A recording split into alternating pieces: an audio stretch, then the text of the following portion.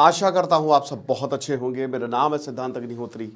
Study gloss पे आपका बहुत बहुत स्वागत है। तो पुतीन नाम बढ़िया है ना, मस्त नाम है रे। तो पुतीन जो है भारत आए हैं और मज़ा ही आ गई है क्योंकि बहुत कुछ हो रहा है। तुझको मिर्ची लगी तो मैं क्या करूं। पूरी दुनिया को ऐसी मिर्ची लगी है कि लग रहा है कि गर्म तवे पर उनको बैठाल दिया है सर्दियों में। तो अब सब उछल रहे हैं। पाकिस्तान तो पागल ही हो चुका है। देखिए, आपको पता होगा कि अभी एक आईएसआई की ट्रेल जो है रशिया ने अपने देश के अंदर एक्सपोज करी थी। बहुत बड़ी ट्रेल थी वो। आप ये मान के चलिए कि जासूसी का काम फुल ऑन है। अब सबको उल्टा टांगा है। तो पाकिस्तान से कोई खास अच्छे रशिया के रिश्ते तो है नहीं, खास के अच्छे रिश्ते ही नहीं हैं। चाइना से भी दोस्तों, चाइना भी मजबूरी का नाम चाइना, रशिया की मजबूरी है। कहीं ना कहीं उसको पता है कि चाइना इज़ नॉट स्टेबल, वो कभी इधर है कभी उधर है। तो चाइना के ऊपर हम ट्रस्ट नहीं कर सकते। सिर्फ और सिर्फ भारत एक ऐसा देश है जिसके ऊपर हम ट्रस्ट कर सकते हैं। और ये ट्रस्ट फैक्टर आज से नहीं, बहुत सालों से है। अब ये ट्रस्ट फैक्टर और ज़्यादा गहरा होता जा रहा है। पुतीन भारत आए हैं। पुतीन ने रशिया को स्टेबिलिटी दी है।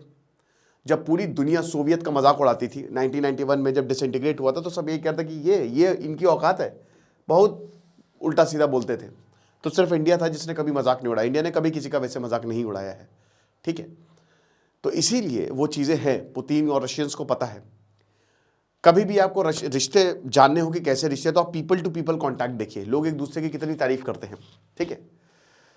तो बात यही है कि रशिया जो है, पुतीन भारत आए हैं और भारत को काफ़ी कुछ दिया है और नॉन स्टॉप एनर्जी, इसका भी आश्वासन दिया है कि हम आपको लगातार एनर्जी देंगे। तो इस पर बात करते हैं। प्रॉम्प्ट इंजीनियरिंग का दोस्तों आज आखिरी दिन है, कल क्लास नहीं हो पाई थी।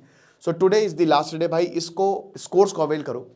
कैसा भी प्रॉम्प्ट हो, किसी भी तरीके का, उसको आप अप्लाई करके अपना एआई करियर आगे बढ़ा सकते हो।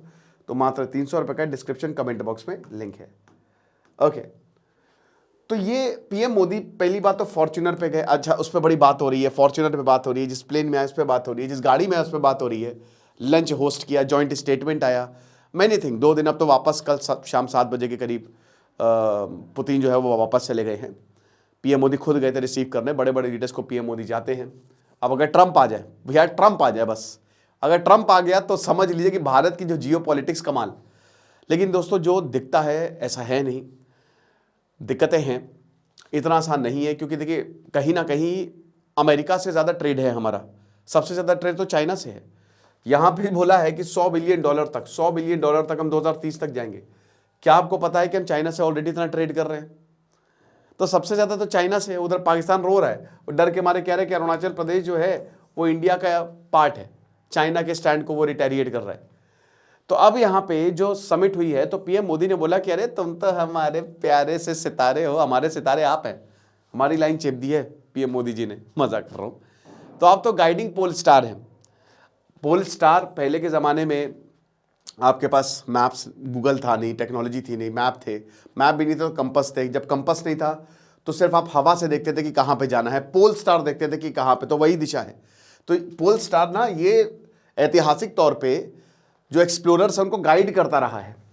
तो उसी कंटेक्स्ट में कि आप तो हमको गाइड करेंगे। और इसलिए भी बोला है क्योंकि भारत का, देखिए 1945 में जब कोल्ड वॉर शुरू हुआ तो भारत ने, भले ही भारत नॉन अलाइंड रहा, लेकिन हम सोवियत की तरफ ज़्यादा थे, ठीक है। फिर भी लाल टोपी रूसी, दिल है हिंदुस्तानी, ठीक है। सर पे लाल टोपी रूसी, फिर भी दिल है हिंदुस्तानी। राज कपूर ने जो सॉफ्ट पावर ने रशिया में, भाई उनको बहुत, आज भी उनके गाने बजते हैं। तो हमने कहीं ना कहीं सोवियत को चुना और सोवियत ने पे बैक किया।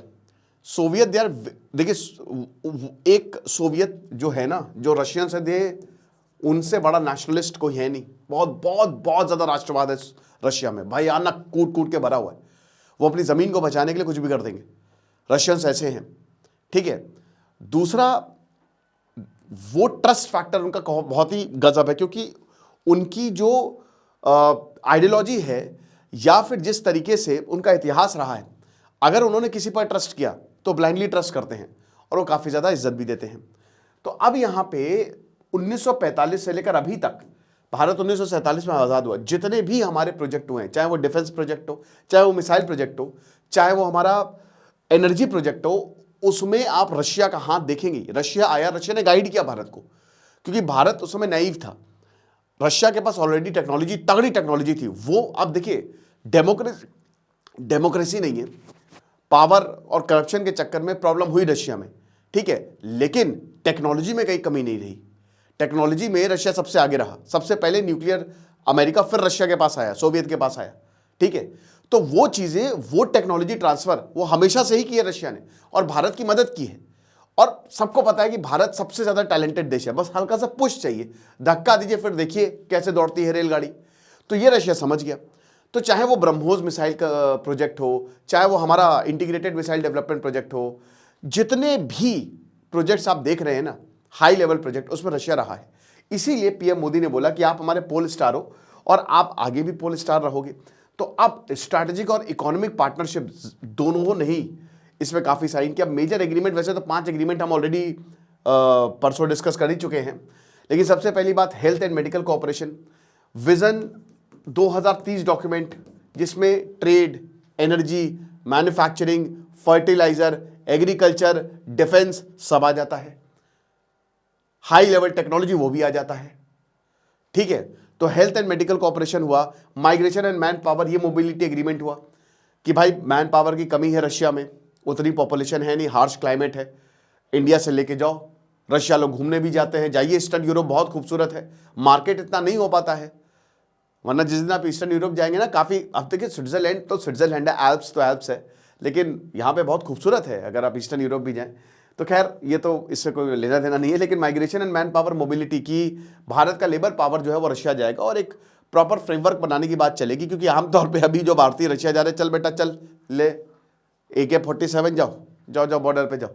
मैरी टाइम कोऑपरेशन की बात होगी, क्योंकि इंडियन ओशन रीजन ये चाहिए रशिया को, हर हाल में चाहिए।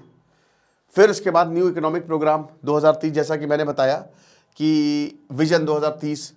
एनर्जी की बात करें तो नॉन स्टॉप एनर्जी, भाई पुतिन ने साफ साफ बोला है कि अगर अमेरिका हमसे तेल खरीद रहा है तो भारत क्यों नहीं खरीद सकता, अमेरिका भी तो हमसे एनर्जी ले ही रहा है ना। और कुंडनकुलम पावर प्लांट अभी 6 यूनिट है, तिरुनेलवेली, कन्याकुमारी जाएंगे ना, कन्याकुमारी से थोड़ा सा पहले 100-150 किलोमीटर पहले पड़ता है तिरुनेलवेली, और वहां पे कुंडनकुलम पावर प्लांट है, जिसमें काफी बवाल भी हुआ था, ठीक है। अब 6 यूनिट है, 2 ही ऑपरेशनल है। बोला कि चिंता मत करो, हम सारे यूनिट ऑपरेशनल कर देंगे, बहुत जल्द से जल्द रशिया जो है इस न्यूक्लियर पावर प्लांट को बनाएगा, और 6000 मेगावाट तक बिजली जो है हम देंगे। और ये था भी कि शायद कुछ ऐसी डील हो। $100 बिलियन तक 2030 पर ट्रेड जाएगा। ऑयल, गैस और बाकी जितनी भी एसेंशियल एनर्जी सोर्सेज है, क्योंकि भारत को चाहिए एनर्जी, हमको कोल से हटना है, कोयले से हटना है, क्योंकि भारत में भयानक पॉल्यूशन हो रहा है, और हमको जितनी जल्दी से जल्दी हो सके क्लीन एनर्जी पर जाना है। ये हमने डॉक्यूमेंट भी साइन किया है। तो भारत ने बोला कि हमारे एनर्जी टाइज हमेशा से बढ़िया रहेंगे, और याद रखिएगा कि long term energy security, political pressure नहीं, it's long term energy security. Political fallout भी काफी ज्यादा हो रहा है। देखिए बीजेपी, आप समझिए कितना खतरनाक स्ट्रैटेजी रहती है बीजेपी की। डिनर हुआ, डिनर पे पता है शशि थरूर को इनवाइट किया। कांग्रेस गरिया रही कि भाई शशि थरूर को तुमने इनवाइट किया, ये कांग्रेस पे फूट डाल रहे हैं। शशि थरूर गए भी। तो डिफेंस जो है वो डिस्कस किया गया, legacy defence corporation, make in India manufacturing, ये सब। और बोला कि सिविल न्यूक्लियर एनर्जी ये एक बहुत ही वाइटल पिलर है, ये जो पार्टनरशिप हुई है स्पेशली कुंडनकुलम पे, जैसा कि मैंने बताया, ठीक है, कि ये बहुत इंपॉर्टेंट है। क्योंकि अगर हम जितनी देखिए, जैसे फ्रांस की 99% एनर्जी न्यूक्लियर एनर्जी है, हमारी नहीं है, तो कहीं ना कहीं इस चीज़ों पर हमको ध्यान देना पड़ेगा। और साथ ही साथ क्रिटिकल मिनरल, जिसमें काफ़ी बात हो रही है।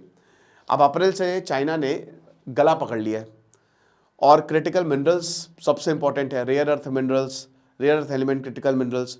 तो इसकी माइनिंग पे अब भारत के पास भी बहुत सारे रिसोर्सेज हैं, बट हम उसको माइन नहीं कर पा रहे हैं। हमारा जो छोटा नागपुर, अलग अलग प्लेटूज है ना, ठीक है, छोटा नागपुर प्लेटू हो गया, हमारा मेघालयन प्लेटू हो गया, बहुत जगह पे, पूरे भारत में आपको हर जगह काफ़ी जगह रिसोर्सेज मिलेंगे। स्पेशली जो MP, उड़ीसा, छत्तीसगढ़, झारखंड, बिहार, ये वाला रीजन है, and north east also, but mining बड़ी मुश्किल है। तो उसके लिए भी भारत ने बोला है कि क्योंकि अगर ये क्रिटिकल मिनरल्स होंगे तो भी एनर्जी होगी, और उसमें भी रशिया मदद करेगा। फिर भारत ने बोला कि देखिए ट्रेड रिलेशन जो है वो ज़्यादा बैलेंस्ड होना चाहिए। जो भारत एक्सपोर्ट करता रशिया को, वो अभी तो इंपोर्ट से कम है, हमारा ट्रेड डेफिसिट है रशिया के साथ, उतना नहीं है जितना चाइना के साथ है।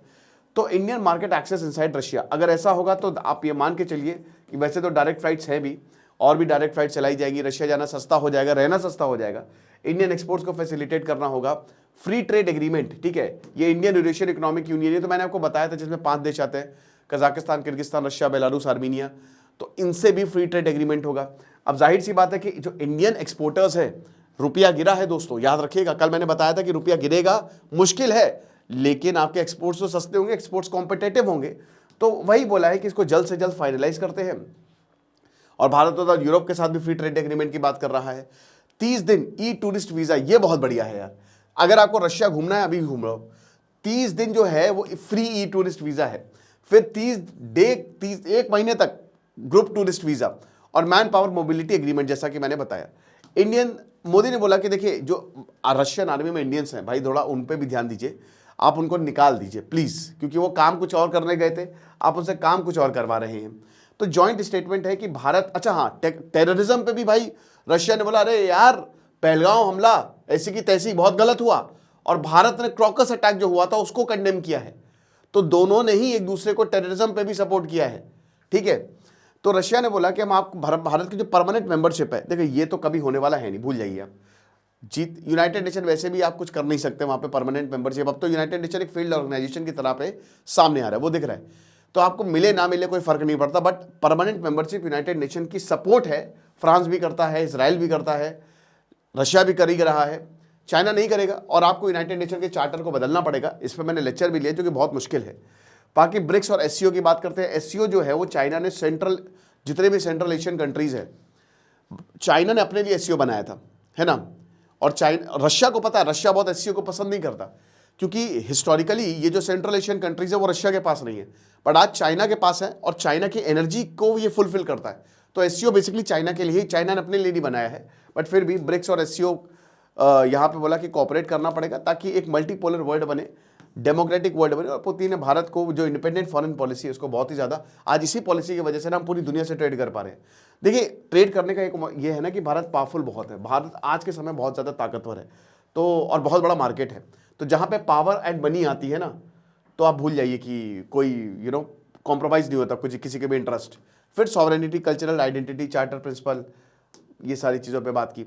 अफगानिस्तान, तालिबान को सपोर्ट किया यहाँ पे, ठीक है। पाकिस्तान को एक और बड़ा झटका, पाकिस्तान और तालिबान के बीच में फिर क्रॉस फायरिंग शुरू हो गई है, दोनों एक दूसरे की तरफ से गोलियां चला रहे हैं, और यहाँ पे रशिया ने बोला कि भाई तालिबान आतंकवाद के खिलाफ लड़ रहा है, सीधा बोल दिया। तो रशिया ने अफगानिस्तान, तालिबान को रिकॉग्नाइज किया, इकलौता ऐसा देश है जिसने तालिबान को रिकॉग्नाइज कर लिया, ठीक है। अब जाहिर सी बात है कि हमेशा से अफगानिस्तान रशिया को चाहिए एक बफर रीजन की तरह, यह बढ़िया मौका है, और पाकिस्तान से उसके रिश्ते कुछ बन नहीं रहे हैं, तो अफगान टेरिटरी जो है वो टेररिज्म से फ्री रखेंगे। और ईरान न्यूक्लियर इशू, अब हम सबको पता है कि रशिया और ईरान भाई भाई हैं, तो उन्होंने बोला कि देखिए डिप्लोमेसी और डायलॉग करिए, और गाजा की क्राइसिस को भी बोला कि हाँ ह्यूमैनिटेरियन सिचुएशन है। फिर यहाँ पर यह भी बोला पुतिन ने कि भारत पीस की साइड है, भारत न्यूट्रल नहीं है, क्योंकि भारत ने बोला कि देखो भैया हम तो पीस की साइड है, हम तो अमन चैन की साइड है, अमन चैन जो भी करेगा हम उसकी साइड चले जाएंगे। तो रशिया ने भी बोला, अच्छा रशिया क्यों बोल रहा है पुतिन, अभी इसलिए बोल रहा है क्योंकि पुतिन जीत रहे हैं, ठीक है, तो इसीलिए, नहीं जीतते तो शायद अलग होता, फिर भारत भी नहीं आते मेरे ख्याल में। तो अनडाउटेडली सेटिस्फाइड बोला कि, और बहुत ही खुश है व्लादिमीर पुतिन, जब भी भारत आते हैं काफ़ी रिलैक्स्ड रहते हैं। बाकी फॉर्च्यूनर कार के तो बड़े चर्चे हो रहे हैं, ये तस्वीर काफ़ी वायरल हुई है, आपको क्या लगता है मुझे कमेंट बॉक्स में बताइएगा। प्रॉम्प्ट इंजीनियरिंग का शानदार कोर्स अवेल करें, डिस्क्रिप्शन कमेंट बॉक्स में लिंक है। खुश रहे, पढ़ते रहिए, दिस इज सिद्धांत अग्निहोत्री साइनिंग ऑफ।